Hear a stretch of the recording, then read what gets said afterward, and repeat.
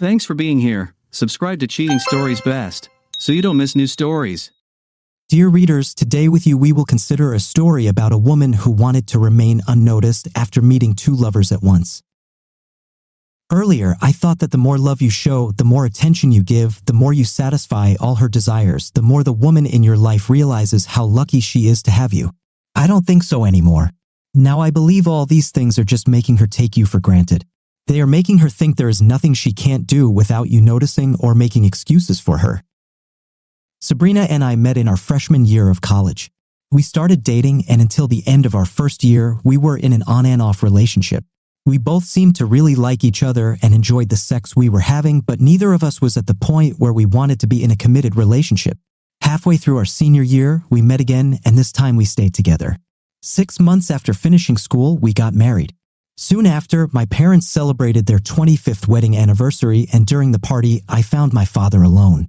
I asked him how he and my mother managed to stay happy with each other for so long. I pointed out several couples we knew who couldn't seem to go a week without fighting over something. How do you and mom manage not to be like everyone else? I asked.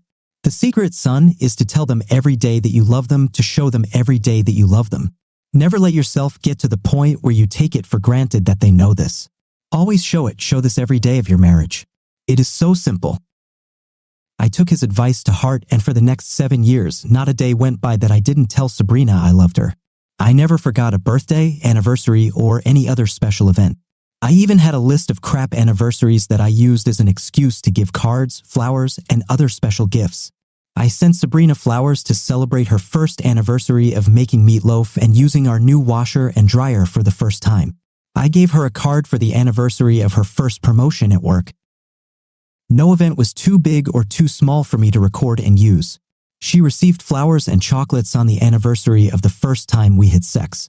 She received diamond earrings in honor of the first time we were intimate. I sent flowers to her office for no reason, just so that in the middle of the workday she would receive a card that said, "I love you." I did everything I could think of to show her how much she meant to me. I followed my father's advice, but my father used his relationship with my mother as an example. He did not take into account the fact that different women look at the same thing differently. While my mother saw this as a sign of constant love, Sabrina saw it as a sign of my insecurity and that I was doing this to beg for her attention. Somehow, my desire to show her my love devalued me in her eyes. I, of course, didn't know this and moved on with my life, knowing that I had a happy and loving marriage. Sabrina and I were successful in our chosen fields. We were both climbing the corporate ladder, and as we progressed, the work required more time, more energy, quite a few late nights, and occasional business travel. There were nights when we didn't even see each other. I would work late and Sabrina would be asleep when I got home, or vice versa. I accepted this as the price we paid for success, and I assumed Sabrina did too. When we were together, I did everything possible to compensate for the time spent apart. The sex was amazing, and there were weekends when we didn't even get dressed. Sabrina smiled, told me that she was mine forever, and I, of course, believed it. I found out about this at a Christmas party in her company. It took place at a hotel in the city center. Her company rented a ballroom and several rooms to use as guest suites. The party was on a Wednesday night, and I told Sabrina I'd meet her there. The party started at 7 o'clock, but I had an out-of-town client I had to put on an 8 o'clock flight. So I told Sabrina not to wait until 8:30 or so. At the last minute, the client decided to stay an extra day and see the sights. So I arrived at the party at 7:30. I walked into the ballroom just in time to see Sabrina with a man I didn't recognize.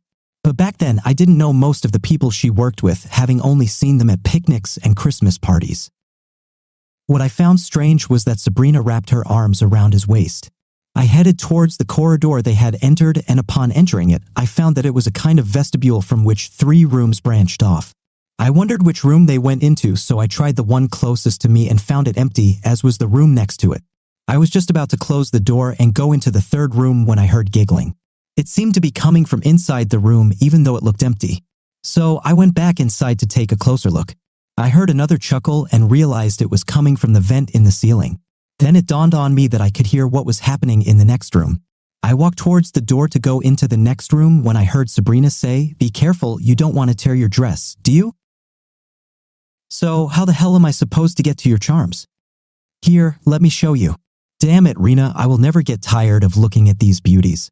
Let me lick those fantastic mounds on your breasts. Oh no, lover, only after you get my toy. You can't play with my charms until I can play with your toy. There was the sound of a zipper being pulled up, and then Sabrina said, now there's something I'll never get tired of. Are you sure we don't have time to run into one of the rooms for a quick? I need you very, very necessary. Come on, darling, we had it during lunch and 3 hours on Monday evening. You can wait until tomorrow. No, I cannot. Well, you'll have to. Bob said he would be here around 8:30 and I should be here when he comes in. If he comes early and I walk in with a just had sex look on my face, he might get suspicious and start checking me out, and we don't want that. Come on, Rena, if he's as weak as you say, we can do this in front of him and it won't matter. I know, love. I can just tell him to go home and we'll talk about it when I get there, and then I can convince him that we were just joking and trying to prank him and he'll believe me. But just because I know I can doesn't mean I want to open that particular can of worms. Are you sure we can't quickly run upstairs? I don't want to risk it, my love, but I can relieve your stress. There was a pause and then the man groaned, oh God, Rena, you are so good at this. Your mouth is pure magic. I've never been treated so well before. The moaning continued for a minute or two and then it reached a peak. Mark will be very angry when I tell him that you relieved my stress, and he will have to wait until tomorrow. Maybe not. I thought you said we couldn't today. I said we can't go up to the guest department. I didn't say anything about not doing what we just did. How can you do this? Mark will probably arrive only after your husband. What you and I just did didn't take long, baby. I'll introduce you to Bob and then I'll get up to go to the ladies' room. While you and Bob are talking, I'll sneak in here with Mark to give him some quick relief. God, Rena, you are just a depraved woman. I know, lover. That's why you like me. Are you going to rinse your mouth or kiss your hubby with my taste on your tongue? This won't be the first time he tastes you. You are a devil, Rena. That's what you are, evil and vicious. Come on, love, we need to get back to the party. It's amazing how quickly love can die. I went from endless love and affection to absolute hatred in a matter of seconds. All this time I was fighting with myself. Should I knock down the door and then kick ass, or sit back and use what I just learned to make plans? Should I strike while it's hot or wait and find out names, dates, and places? If I lash out at them now, it will be a he said, she said situation in divorce court. I could say I overheard and she could vehemently deny it. I needed more information. Besides, if I had kicked down the door, I might never have known who Mark was, or even if there were any other men besides Mark and the guy in the next room with Sabrina. No, in the end, I will still have time to kick some ass, but it won't be that night. I hurried out of the building and into the car until the time came when I told Sabrina to wait for me. When I entered the ballroom, I saw Sabrina sitting at a table with 2 couples and 1 man. Sabrina is 173 centimeters tall, and the guy she was sitting next to was about 10 centimeters taller. So, unless he has very short legs, I guessed he was about 183 centimeters tall, black wavy hair, and thin. The crayon-like mustache allowed me to tell that he was a really good-looking person even before I approached the table. Sabrina saw me approaching, stood up, and stepped back from the table. She opened her arms to embrace me and moved to kiss me with her wicked mouth. But at the last second, I turned my head and accepted the kiss on my cheek. I noticed surprise on her face. I think I'm sick with something, honey. I don't want to pass it on to you. She agreed and then introduced me to the people at the table. The handsome fellow was named Ron, and when he stood up to shake my hand, I saw that I was close in my guesses. My height is 183 centimeters, and we were approximately at each other's eye level. This was only important because I wanted to know his reach when I went after him. We sat down and I started chatting with my wife's colleagues. I felt that the 2 couples were a little restless, as if they were expecting something to happen. I danced 2 numbers with Sabrina, and during the second, she whispered in my ear, "This thing that made you sick won't stop you from jumping on my bones today. I've been horny as hell all day just thinking about you." Yes, I have no doubt that's what I thought. I wanted to say, "No, Rena, I don't think so," but I didn't. I'd never called her Rena like Ron did, and I wasn't ready to do anything to alarm her yet. So I said, "We'll just have to wait and see how things go and how I feel when we get home." Sabrina didn't know it yet, but she would never have sex with me again. When the music stopped and we returned to the table, there was another man sitting there talking to Ron, and Sabrina introduced me to Mark. He is about 183 centimeters tall and perhaps 82 kilograms. He had soft hands and a weak chin, and I remembered this information about 10 minutes later. Mark got up to visit the people at another table, and I watched him out of the corner of my eye. I wasn't surprised when I saw him enter the hallway that led to the room Sabrina was already in with Ron. Apparently, Ron had prepared it while Sabrina and I were on the dance floor. After a couple of minutes, Sabrina stood up, kissed me on the cheek, and told me she was going to the restroom. Ron let her walk a few feet away from the table and then asked me what I thought about the Broncos' chances at the Super Bowl. Apparently, Sabrina told him I was an avid football fan and he would use that to keep me occupied while Sabrina sneaked off to Mark's. While I was talking about football with Ron, I kept an eye out of the corner of my eye on the door through which Mark came out, and less than a minute later, Sabrina entered it. Almost 15 minutes passed before Sabrina returned to the table, and I continued talking to Ron and pretended not to notice how long she had been gone. After she returned to the table, I danced with her again and she cuddled up to me. "I'm horny, baby, very, very horny. Please don't let me down tonight." When we returned to the table, Mark asked Sabrina to dance, and as they walked onto the floor, I saw a smirk on the face of one of the women at the table as she looked in my direction. I remembered the old cliche, the husband will be the last to know about this. Mark brought her back, then Ron brought her out, and I saw the two women at the table smiling knowingly at each other. I put it away in my memory. If it was common knowledge among the people she worked with, then finding out what I needed would be easy. Sabrina danced with a few of the people she reported to and then sat at her boss's desk talking to him for 15 minutes. When she returned to our table, she whispered, "Okay, lover, they saw me and I danced with those with whom I was supposed to dance. Let's go home, lover. Be ready for me, I really need it." We were in different cars and I gave her a good head start. I wanted her to be home undressed and on the bed when I arrived. This way, she could experience the full effect of what I had planned. I drove slowly to make sure she had time to become what I wanted. When I got home, I rushed upstairs and through the master bedroom to the closet where I faked erupting my bowels. I stayed in the toilet, making noises for a few minutes, and then went to the sink, flushed the water, and wiped my forehead with a wet rag. Drying my face with a towel, I went into the bedroom and saw Sabrina lying naked on the bed. "Sorry, baby, I don't know what it is, but I'm not going to give it to you. I'll sleep in the spare bedroom tonight and call the doctor in the morning." I saw that she was angry when I left the room. This morning, I was up before Sabrina and sitting at the kitchen table, sipping coffee, trying to look sick when she walked into the kitchen. "Do you feel better?" she asked. "Not good. I hardly slept." I looked at my watch. The doctor's office only opens at 8:30. I'd better call work and let them know that I won't be there today. I reached for the phone while she poured herself a cup of coffee and then went to get ready for work. "Don't forget that I'll be late today," she said. "We're still working on that damn budget proposal, which should be ready by next Tuesday." "Yeah, sure," I thought, hanging up without calling. After Sabrina left for work, I got dressed, went to my office, and tidied up the work I couldn't leave unattended. Then I told my secretary that I had a doctor's appointment and would be gone for the rest of the day. I left the office and headed to the public library. I dug through the directories and soon found the addresses and telephone numbers of Ronald Bragg and Mark Travel. Then, using the library computers, I found information about the company Sabrina worked for. I found the names, addresses, and telephone numbers of all company officers and all members of the board of directors. I checked the backgrounds of senior officials and the chairman of the board to get an idea of how they might react to the scandal and was pleased with what I found. If I was right, then even the slightest hint of scandal would make Sabrina and her two fellow lovers throw everything into the trash. That evening, I parked near Sabrina's place of work, and when she got out at 10 minutes past 4, I followed her as she drove across town. She pulled into the motel parking lot, got out of the car, and walked up to room 131. She knocked, the door opened, Mark stepped aside, and let her in. 20 minutes later, Ron arrived, got out of the car, and walked towards room 131. I could only assume he was there too to attend the budget meeting. I was wondering if Sabrina's company values the fact that their employees work on the budget on their own time and at their own expense. I could be wrong. One of them could have submitted an expense report to the meeting. Yes, exactly. I wrote down the make, model, and license plate of Ron's car and drove home. Along the way, I thought about what else I had learned about Ron and Mark.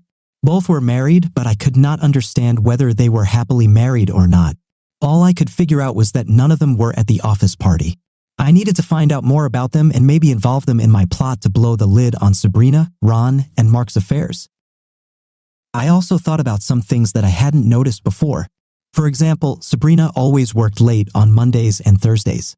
I never doubted her when she told me that Mondays were dragging on because they had to deal with all the problems that arose over the weekend. She worked late on Thursday because that was the day they had to finish all the reports that were due on Friday. Why did I trust her? I was stupid in love when it came to her. I just now realized how stupid I am. I was lying in bed reading when I heard she came home. I turned off the light, put the book aside, and pretended to be asleep. She opened the door, looked in, then closed the door and went into her bedroom, and a few minutes later, I heard the shower running. That night, sleep was not easy for me. I lay there looking at the ceiling and tried to figure out how I could destroy all three of them at the same time and kill them. It had to be all three of them at once because I didn't want any of them to see that something had happened to the others and take steps to protect themselves. After it's done, I'll let them know who did it, and knowing that, they'll know why. And then it dawned on me. I sat down, turned on the light, and picked up the book I was reading. It was a mystery about the murder of a man who was framed. He was convicted based on planted evidence, and a lawyer and private detective frantically tried to prove his innocence before he was executed. This will be enough, I thought, putting the book down and turning off the light. Now that I knew what to do, I fell asleep and slept like a baby. On Friday morning, I told Sabrina that the doctor had diagnosed me with stomach flu and that with medication it should go away. I'm still a little weak, but he says I should be strong enough to go to work on Monday. He doesn't want me to do anything other than relax this weekend. Sabrina touched my cheek. Rest and gain strength, my love. You will need it. I was left out and will need to make up for everything. And then she left for work. After getting dressed, I left the house to do more research. By the end of the day, I learned that Ron's wife was a lawyer's secretary and that she was not at the party because she was out of town visiting her sick mother. Mark's wife is selling real estate and she missed the party because she was trying to close a deal on a $2 million real estate deal. Both marriages seemed stable, but I guess that was because neither woman knew what their husbands were doing. I will fix this, and very soon. After spending a relaxing weekend at home, I told Sabrina that I felt ready to go to work on Monday. I'm still a little weak, but I should be fine as long as I don't overexert myself. Monday night, I picked Sabrina up at the same motel again, but it was room 146, and Ron met her at the door and led her inside. 5 minutes later, Mark arrived and entered the room. I wrote down information about Mark's car and drove home.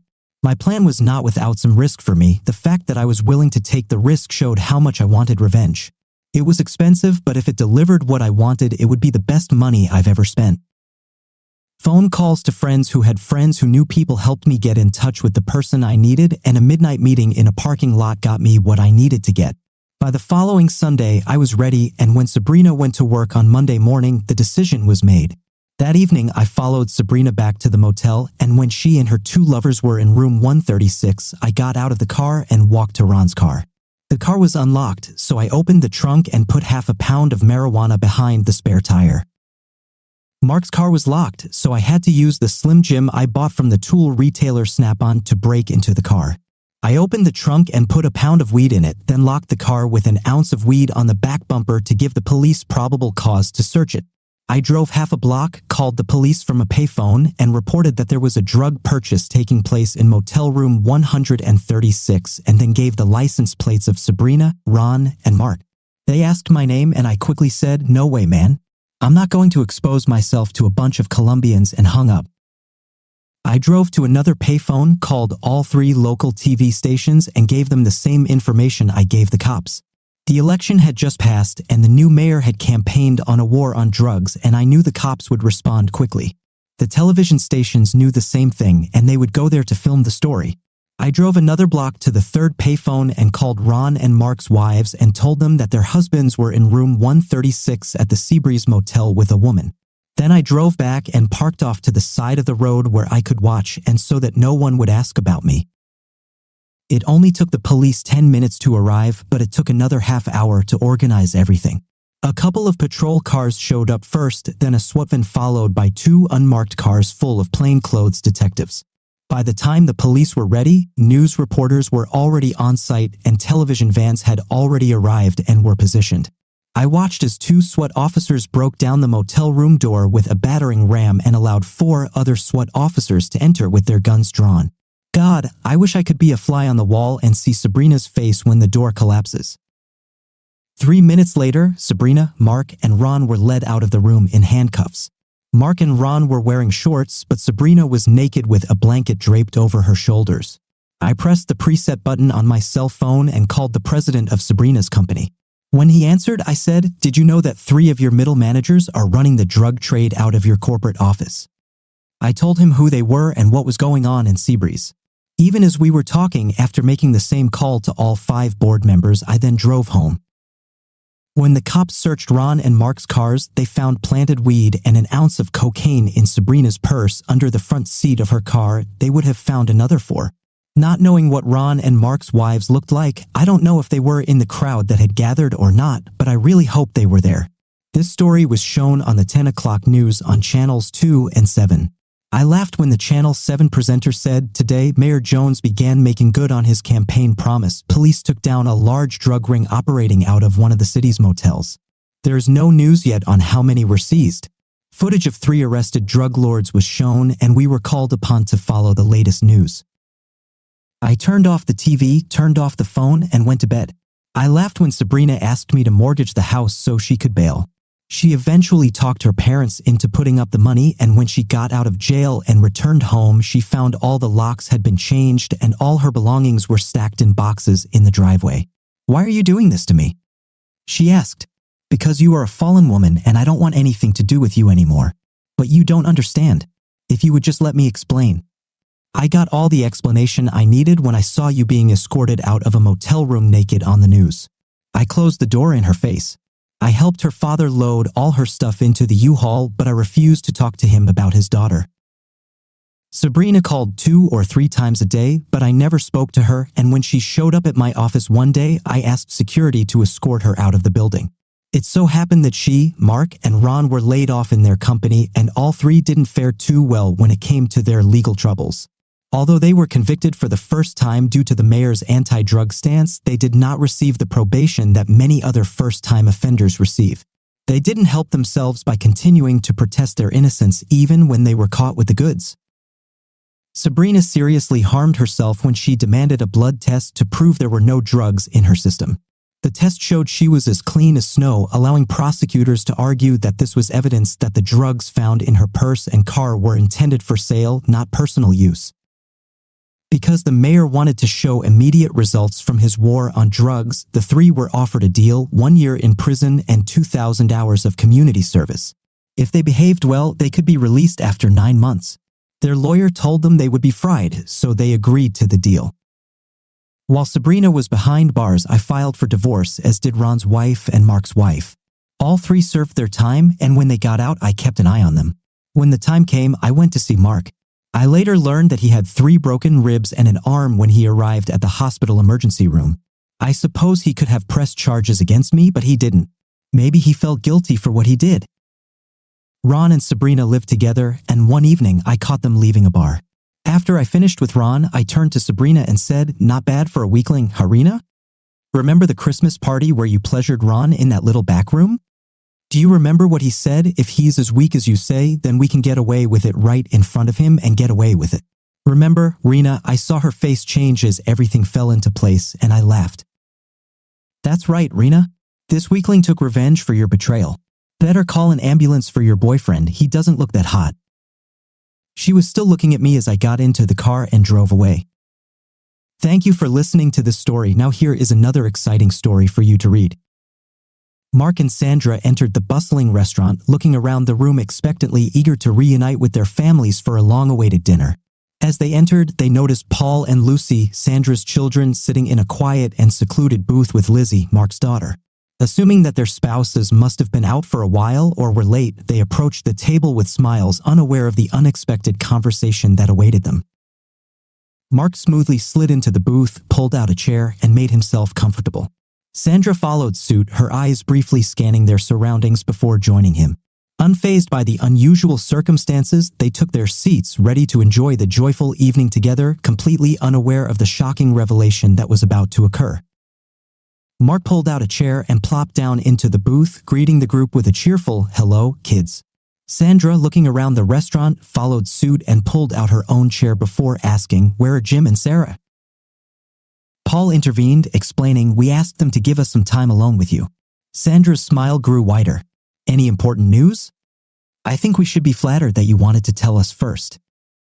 Lizzie replied with a serious expression. I think it was more because we wanted to share some things that we had learned. Mark, noticing the change in tone, asked worriedly, you all speak so seriously. What's happening? Is everything fine? His gaze shifted to his daughter. Lizzie was silent, and Lucy, seemingly unfazed by the seriousness of the conversation, said to Sandra, her mother, pineapple fudge. Sandra felt a lump in her throat, leaving her speechless for a moment. Her face paled, becoming like a ghostly sheet as she tried to make sense of the unfolding conversation. Mark, completely confused by the sudden turn of events, responded with a puzzled expression and confusion evident in his voice. Pineapple fudge? What are you talking about? Lizzie, taking the opportunity to shed light on the situation, turned to her father with a leading question. Good question, Dad. Sandra, do you want to explain to him here? Lucy, Sandra's daughter, intervened again, adding a touch of sarcasm to her words. Yes, Mom. Would you like to explain to my biological father what pineapple fudge means? Sandra, struggling with the shock of being faced with such a revelation, muttered, trying to collect her thoughts. I'm waiting. How are you? Where did you hear about pineapple fudge? Paul, keeping a straight face, intervened, shedding light with a hint of accusation in his voice. From your diaries, of course. Where do you write everything down, right? This is your secret code for, today I had sex with a man who is not my husband but is considered his best friend, isn't it? His gaze shifted from his mother to Mark and back, his eyes reflecting indignation not particularly hidden in his voice. Lucy, feeling the weight of this revelation, expressed a bittersweet feeling. As she spoke, she quietly squeezed Paul's hand, which she held under the table. Her gaze moved to Lizzie, and she added with genuine tenderness, and I knew and loved Lizzie all my life, also gently squeezing Lizzie's hand. But then her tone changed, filled with contempt as she turned her attention to Mark. But it's still a little shocking to hear that we have the same biological father. The weight of her words hung in the air, emphasizing the deep sense of betrayal and resentment she felt towards Mark and Sandra, whose actions had destroyed the foundation and trust of both families. Paul, with a mixture of annoyance and disappointment in his voice, told Mark the truth that had finally come out. Did you really think that we would never know? In the world of DNA testing, genetic diseases, and ancestry research, it is clear that sooner or later this will come to light. Mark paused, realizing the weight of Paul's words, becoming defensive. Look, guys, we're very sorry that you had to find out about this, but it shouldn't change anything. Lucy, Paul, I'm still the same Uncle Mark you've known all your life. His attempt to reassure them seemed weak in the face of shattered trust. Continuing his explanations, Mark pleaded, Jim and Sarah don't need to know about this. This will only harm them and will not bring any benefit. In his quest to protect the stability of his life, Mark failed to perceive the profound impact that this revelation had already had on their family dynamics. Jim's voice cut through the tension, hitting Mark and Sandra as they realized their missing partners had approached the table undetected. It's a little late for that, old friend. You are about 3 months late. Jim pulled out a chair and sat down, the weight of his words hanging thick in the air, emphasizing the depth of betrayal. Sarah joined them at the table, her face showing anger and disappointment. Besides, Jim found out first and told me before we jointly decided to tell the kids, she added. Sandra's words laced with sharp acidity, and now, after our weekend with Jim, I really don't think no benefit is a good enough assessment. She grinned at Sandra, her face a mixture of indignation and mockery. Sandra, I can't understand what was going on in your unfortunate head. Have you traded your Michelin-starred chocolate ganache for a stale, dried-out piece of pineapple fudge? I'm glad the kids insisted on extra time because I could barely walk here from our hotel room. Mark's shock quickly turned to anger as he realized the truth. His voice trembled with a mixture of disbelief and indignation. Wait, you and Jim? Are you having an affair? Lucy, although angry, could not help but laugh bitterly at the irony of Mark's reaction. Are you really upset about this? Aren't you being too hypocritical? There was slight sarcasm in her words, emphasizing double standards. Sandra, who was gradually regaining her composure, intervened in a calm but decisive tone. Wait. If you two were together, then we're even, Jim. You got your revenge. She met the accusing glances of her children and husband. Now we have to figure out how to move forward and work on rebuilding both of our families. There was a glimmer of determination in her eyes as she took on the role of a leader. Sandra's voice grew stronger as she continued, determination guiding her words. This shouldn't change anything. Mark and I will end our affair, and you will both end yours. We can all get through this." There was conviction in those words, as if she was determined to forge a path to healing and restoration in the face of broken trust. Jim's eyes flashed with a mixture of shock and intense anger as he listened to Sandra's attempt to level the playing field. His voice dripped with bitterness as he replied, "Well, that may seem fair to some, my dear. It would be so if it weren't completely idiotic." He paused, his anger simmering. The words poured out into a stream of pain from betrayal. "You've been having an affair with this sack of for 20 years. You conceived a child together and told me that he was mine all this time. Sarah and I were friends, close friends, but we never did anything inappropriate. How the hell does that make us equal?" Sandra's confusion was evident when she replied, "Sarah just said that you spent the weekend together." Sarah's mocking tone cut through the air as she retorted, "We did, and it was magical, honey. It turns out that at our age, not all guys suck so much." She grinned, clearly enjoying the opportunity to tease her husband. Lucy chimed in playfully, interjecting, "Mom, if Sandra had been in a more stable frame of mind, she would have noticed that her daughter called the other woman Mom, but in her confusion, she did not notice it. She'll figure it out soon enough." Jim's voice grew firmer as he continued, a hint of triumph in his words. "But you're wrong, Sandra. We never had an affair because by the time I touched Sarah intimately for the first time, we had both already filed official divorce papers. You were too busy on your weekend business trip for us to bother serving you." He raised his hand, pointing to the man standing at the door. The atmosphere became tense. The unknown man reacted to Jim's gesture and approached the table. He wasted no time in conveying his message in a cool and formal voice. "Sandra Davis. Mark Willis, you've been served." He handed each of them a brown manila envelope, the contents of which were no secret. The man then stepped back, taking out his camera to capture the moment before nodding to Jim and walking away, leaving the culprits dazed and confused. The table fell silent as Mark and Sandra exchanged glances, frantically trying to comprehend the sudden turn of events. The weight of these envelopes completely changed their lives, adding another layer of uncertainty to a turbulent situation.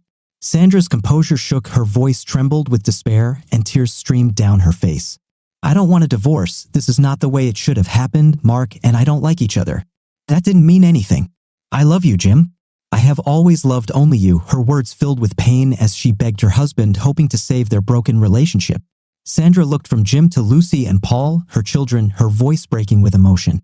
"Lucy, Paul, tell your father that this shouldn't destroy our family." Her prayers were addressed to the children in the hope that they would help bridge the gap between their parents. Mark, who sat silently, seemed completely broken, his face reflecting the enormous pain he was experiencing. He seemed lost, unable to find the right words to express the depth of his remorse and regret. In a silent act of solidarity and support, Jim, Sarah, Paul, Lucy, and Lizzie placed their hands on the table, intertwining their fingers. Their united display underscored their commitment to each other, acknowledging the challenges ahead and giving each other the strength and support needed to face the future. Jim's stern voice carried through the room, drawing attention and signaling that it was time for Sandra to listen. The weight of the decision made by all five was obvious. "Sandra, I think it's time for you to shut up and listen. The five of us have been discussing how to proceed for a month now. We've got all our ducks in a row, and as far as I'm concerned, none of this is subject to revision." Lizzie intervened in a decisive tone, confirming the unity of their decision. "We thought long and hard about it separately, and then we leaned on each other to decide how to proceed. We are unanimous on this." She glanced at Paul and Lucy, appreciating their collective efforts. "I'll just add that the three of us came up with this, and your spouses initially tried to dissuade us." Paul, speaking with a sense of maturity and determination, emphasized the gravity of the situation. "My little sister may be the youngest at the table, but she's an adult now and has a wise head on her shoulders. She was directly affected by this, so we asked her to tell you how things will fold." Lucy, sniffling but gathering her strength, spoke with a mixture of pain and determination. "In short, it is so." She turned to Mark, her voice firm and unyielding. "Mark, you provided your seed, but you never were and never will be my father." Her gaze returned to Sandra, her expression hardening. "Sandra, you have been my mother all my life, not as good a mother as my father was, but still my mother. Well, it ends tonight. From now on, you and I have no relationship. I don't want to talk to you, read your messages, or have any contact at all. This may change in the future, but I wouldn't bet on it. If this happens, it will be my decision. I'm sure you're against it, but I want none of you to ever contact me again." Paul, looking at his broken and almost catatonic mother, shared Lucy's feelings. The same applies to me. Lizzie, determined and adamant, added her voice, and to me too. Sarah, calmly but firmly, touched on the practical aspect of their decision. Jim and I have a common lawyer whose details are indicated in the envelopes you are holding in your hands. All contacts must now be made only through a lawyer. There was an awkward silence at the table as the weight of what had been said dawned on everyone. The path forward had been charted, and the consequences of their choices would undoubtedly change their lives. Jim, after a significant pause, allowed the silence to deepen, giving Sandra and Mark time to realize the gravity of what had been revealed. Breaking the silence, he moved on to the next question. All 8 grandparents were informed about this today. He turned his gaze to Sandra. Your parents, he nodded, and yours, pointing to Mark, didn't do anything wrong, and we don't want to erase them from the lives of their grandchildren. His words conveyed concern and attentiveness as he always respected and loved his relatives. Jim continued, emphasizing all the conditions. However, their continued participation depends on whether they accept this situation. They must not pass on any messages from you to the children and will not give you updates on any aspect of our lives. He made it clear that the boundaries he set for Sandra and Mark also applied to their parents. While they may maintain a relationship with you, this should in no way interfere with us or affect our family dynamics. Mark, your mom and dad are really excited to get to know their new granddaughter, and we will definitely support Lucy in getting to know them. At the same time, it is not surprising that this does not change anything for my parents. They love Lucy more than anything in the world, and nothing will ever change that. The once unified family structure has been forever changed, and the new boundaries will change the relationship not only between Sandra, Mark, and the children, but also between their parents and grandchildren. Sarah entered. We're not leaving. This is not New York or Los Angeles. We may run into each other in a restaurant or on the street. Her tone was filled with anger, a sense of warning, and a clear boundary with palpable restraint. Sarah continued, determination evident in her voice. I would strongly advise both of you to pretend that you don't know me. It took all my self-control not to spank you both here tonight. The depth of her anger was obvious, and it was clear that maintaining composure in future confrontations might prove difficult. Then Lizzie's voice took on a more positive, albeit forced, tone, and it was her turn. But in a way, Sandra, you were right. Her words hung in the air, attracting the attention of everyone at the table. A noticeable shift occurred when Lizzie addressed Aunt Sandra, abandoning her usual term of endearment and simply calling her Sandra. It was a subtle but significant sign of strained relations. She paused briefly before delivering the unexpected news, her tone still laced with a mixture of emotions. I want to share good news, actually 2 pieces of good news. Paul and I are getting married, and it will happen soon because in about 7 months, your first grandchild will join us. There was a moment of joy in Sandra's eyes when she heard the news, but the weight of the previous discussion quickly cooled her. Likewise, the hopeful expression on Mark's face faltered as he realized the complex implications of the current situation. Paul, pushing aside any positivity, spoke bluntly, his voice filled with a mixture of disappointment and determination. Lizzie and I talked about how your betrayal affected our relationship. It's weird as hell that we now share a half-sister, but at the end of the day, we were inseparable from the very first day we met at playgroup. There was a hint of bitterness in his words, but also a determined refusal to allow their parents' actions to destroy the bond between the children. While it will always be overshadowed by the fact that it was where you first met, there is no reason to let your terrible behavior ruin our relationship. Lizzie continued, the child appeared unexpectedly, and it happened earlier than we had originally planned, but we always wanted to have children. There was sincerity in her words, reflecting a deep desire for stability and love in the midst of chaos. Her voice grew stronger. Our parents, the 2 that remain, are very supportive of our decision to start a family now. Lizzie highlighted the support they received from Jim and Sarah, who were by their side during this crucial moment. Their parents' unwavering support provided a glimmer of hope amidst all the turmoil, a reminder that there were still foundations of love and caring to rely on. But no matter what you may think about how things will change in the future, know this, Paul stated in an unwavering tone, you will not attend our wedding. You will not be present at the birth of your first grandchild or any subsequent ones. You won't spoil them, play with them, or babysit them to give us a day off. His words painted a picture of restrictions. He looked at Sandra, a mixture of emotions showing on his face before continuing, you won't get their photos, hear their first words, or catch them when they fall. The weight of these words was palpable, illustrating the deep loss both sides would feel. He looked at Jim, and gratitude and respect flashed in his eyes. "Mom," he turned to Sarah, trying a new way of addressing her for the first time. The barely noticeable change in address carried a deep meaning, signaling a change in their relationship. Paul's voice softened as he realized the burden that would now fall on Jim and Sarah. Mom and Dad will have to take on the burden of being the only grandparents. Despite the seriousness of the conversation, Sarah couldn't help but smile at the thought of becoming a grandmother and at the fact that Paul called her mom. Having dealt the final blow, Paul turned to Mark. "Mark, you won't take Lizzie to the altar. That honor will go to Dad. Frankly, you've already given up your right to give her away." There was a strong determination in Jim's voice as he raised the issue of making these changes widely known.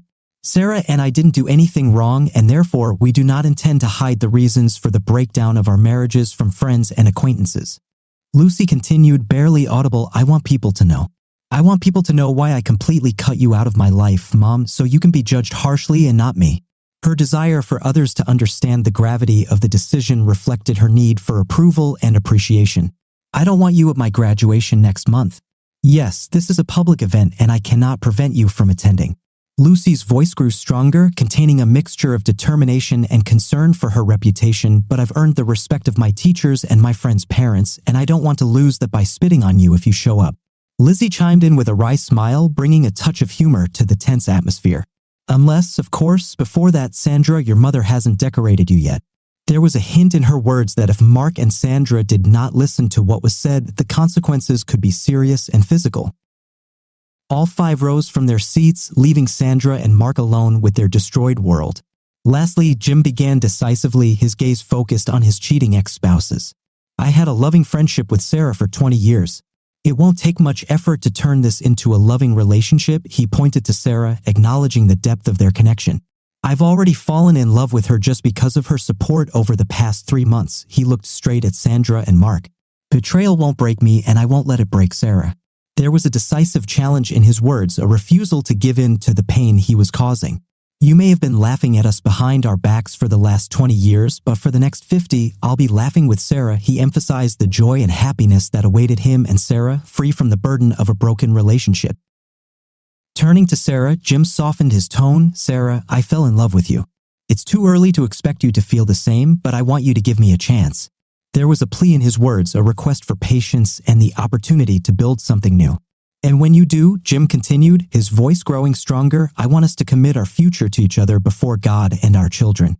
Our partners did not take their vows seriously, but we did not change them, and you can be sure that our attitude to our future vows will be just as deep and heartfelt. When Jim first spoke to Sarah, it was quite possible that it was too early for Sarah to experience the same deep feelings for him that he had for her. But looking at her tear-stained smile, it was obvious to anyone that by this time she already felt the same way. Jim and Sarah hugged each other and followed their 3 children out, united and ready to forge a new path together, driven by love and determination to find happiness among the ruins. Sandra and Mark were left to deal with the consequences of their actions. Thanks for listening to these stories. Write your opinion about these events in the comments and how you would act in the shoes of the main characters. See you again.